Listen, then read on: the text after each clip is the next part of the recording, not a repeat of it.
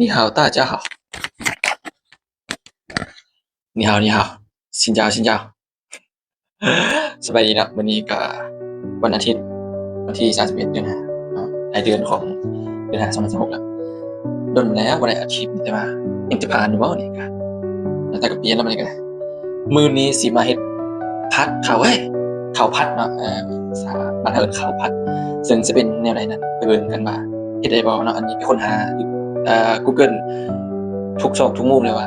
เฮ็ดจั่งใดเดี๋ยวสิไปลองเฮ็ดเบิ่งเป็นความใหม่ๆ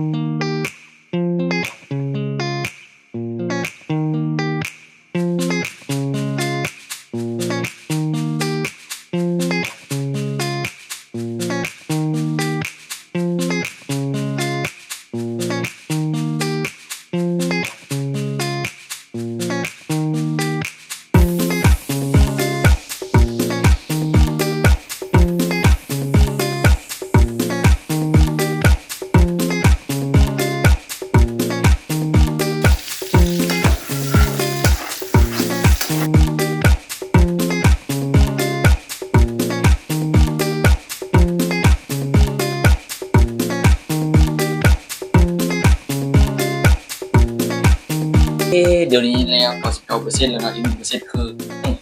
รับประทานแน่